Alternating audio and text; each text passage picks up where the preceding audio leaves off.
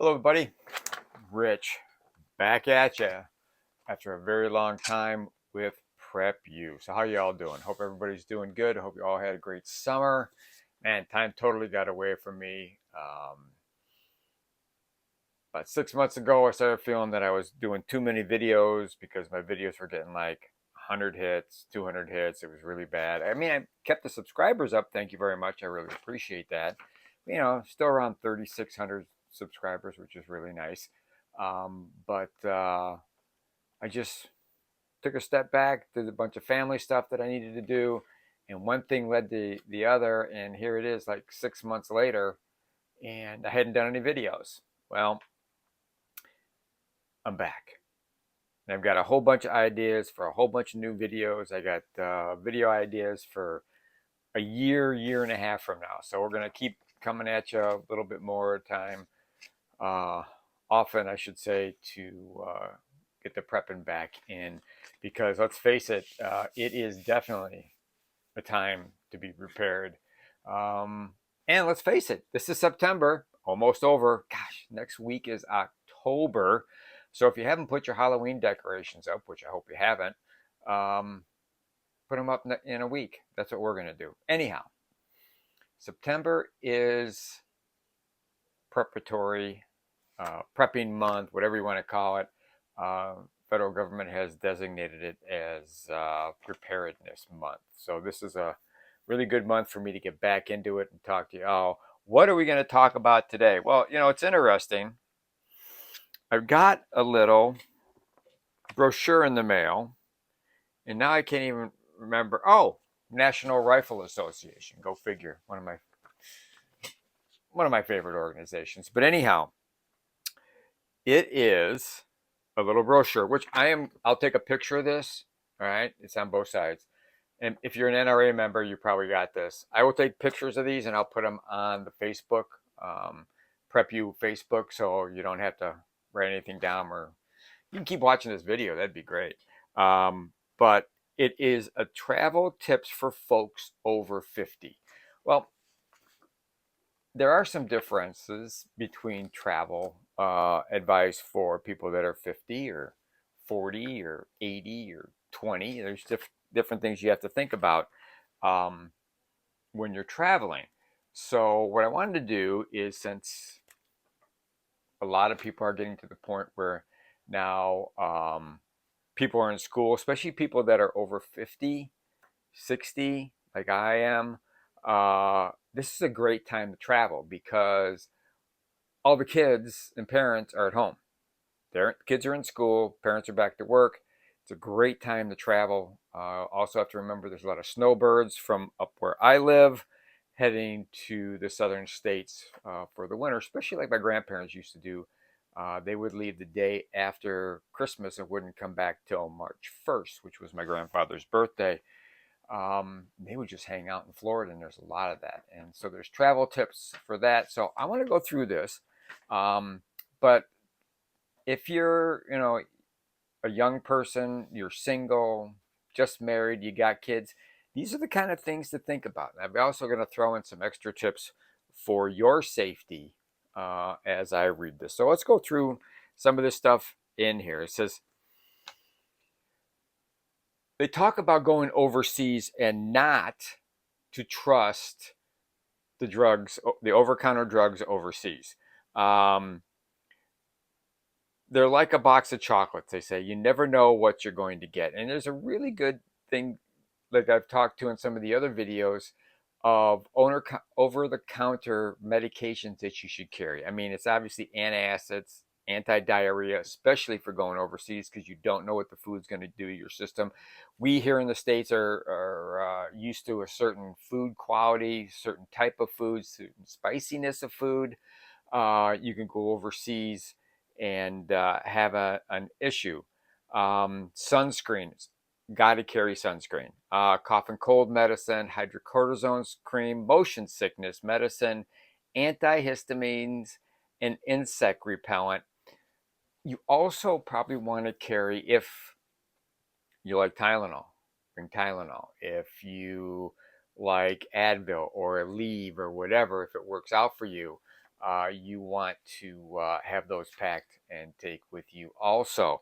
Um, then you also want to create, along with this, a medical information form of the medicines that you take. So now we go from over the counter to prescribed medicine.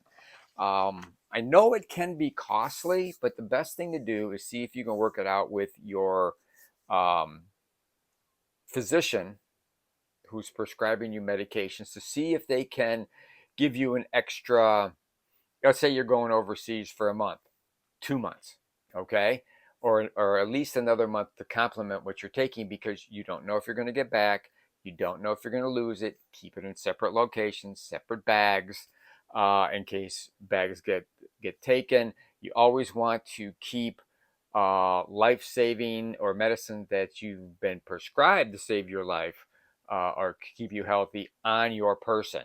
Um, I have traveled around the United States. I've flown carrying medication on carry-on, never had a problem. They'd look at it and go, hey, there it is. You keep it in the prescription bottle. Do not take your meds out of a prescription bottle and put them into a film canister, okay?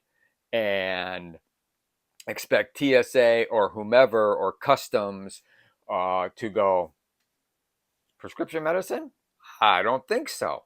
Um, they'll probably figure out that it is a prescription medicine, but the thing is, why go through the hassle? Keep that on you. You can keep the extra stuff in your luggage or whatever, protect it well. Remember, a lot of people get stuff stolen out of their luggage in different airports. They may rifle through it, grab what they want, and go. And medicine, they're not going to look at the bottle and say, oh, well, it's heartburn medicine. They're just going to grab it. They'll figure it out later. So be very careful with that.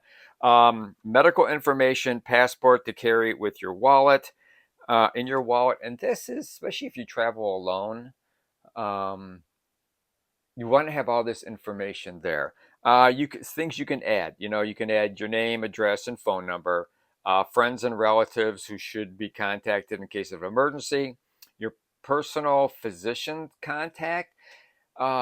Because if you're someplace else and you have a attending physician there, and you're not able to communicate to them, at least they can see and go, oh, his doctor is Dr. Walsh in Poughkeepsie, Idaho, and I'm going to call him and have their phone number there on that form with their name, so that the doctor, wherever you're at, I don't care if you're in California and you live in New Jersey and you're just going across the country, if you're incapacitated and you can't say anything, need to have your physician's name and phone number so at least they can call and get some information. Same thing with your pharmacy. You want to put down, who is your pharmacy. Now, it will be on the bottle, which will also help.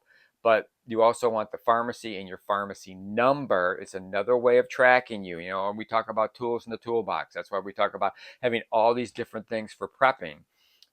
It's another tool in the toolbox for an attending physician to figure out, what's wrong with you. All right.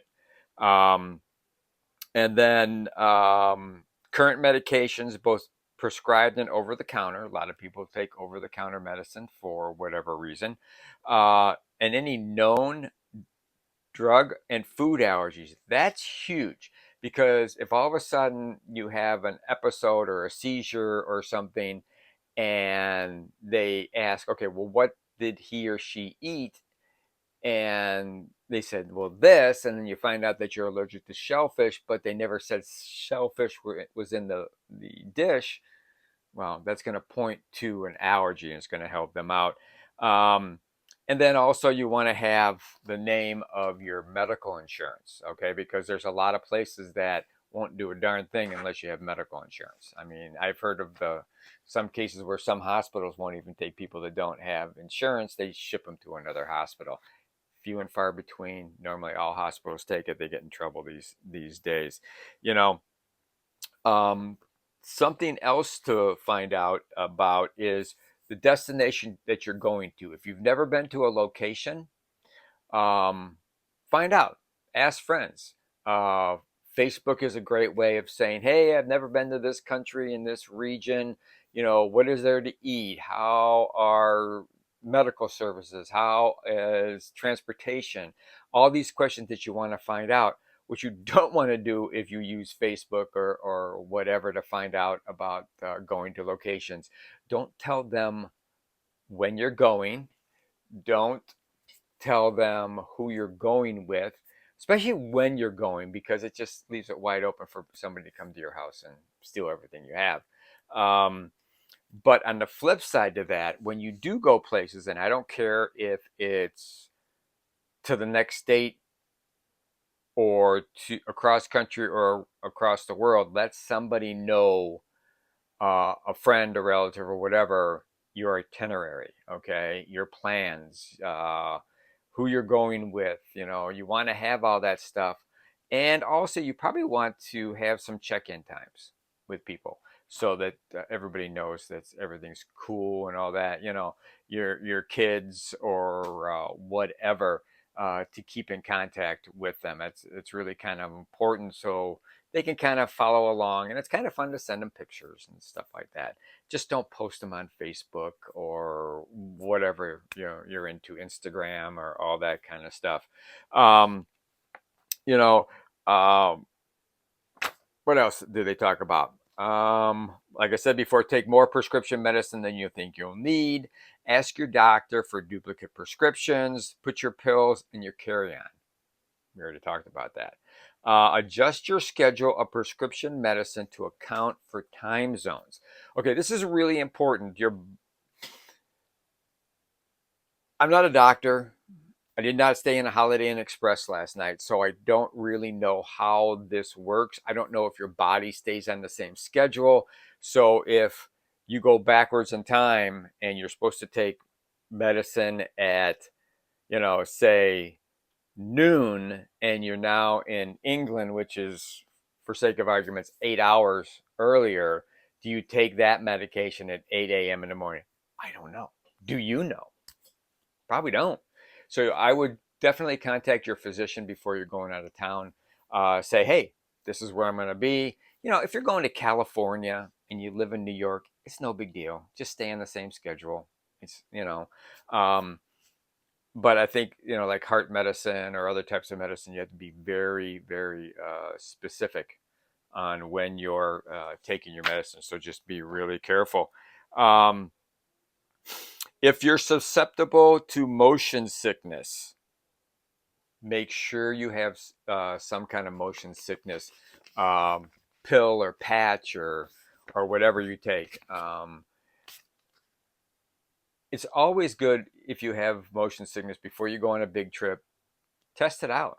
Just test the stuff. Go for a drive. Go for a boat ride or whatever, a local boat ride, and see what it feels like. Does it help you out? You know, um, some of the things we talk about too is diarrhea.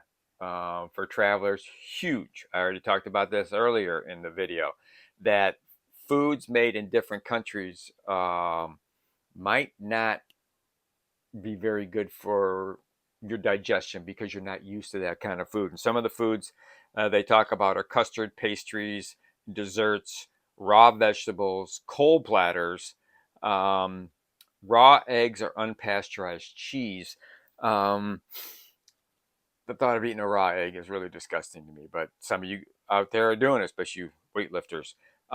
Tap water and ice cubes made from tap water. You think about it. I'm not going to drink the water there, but then you have like a mixed drink with the ice cubes in there. Got to think about that. All right. Leafy green vegetables, raw shellfish, and raw meat, which you shouldn't eat at all. Just why take the chance? You know. So the best thing to carry for that is Imodium AD. Just have it with you. You should have it at your house, in the medicine cabinet, in your kit and everything. Um, Again, we talked about sunscreens. And they stay here, the world's strongest sunscreens, and they are zinc oxide and titanium dioxide, which is really good to have. Um, Bug bites and bee stings. I've heard this before. I just never have tried it. I like the onion drip on getting bee stings, it really works out really well. But there they talk about applying meat tenderizer like Accent is one of the best ways to reduce pain and swelling. So keep some meat tenderizer around. Everybody's got it. Um, Sunstroke secret: eat bananas, tomatoes, and oranges, which are rich in electrolytes to avoid dangerous dehydration. I like that. The bananas are great also for if you have leg cramps and stuff like that. The potassium.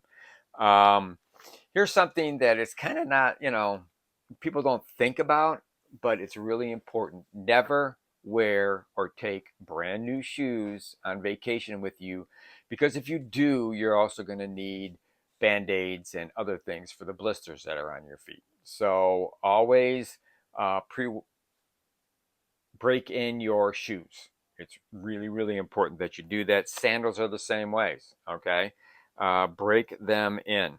Um, let's see. If you take nitro for your heart, make sure pills or patches are fresh.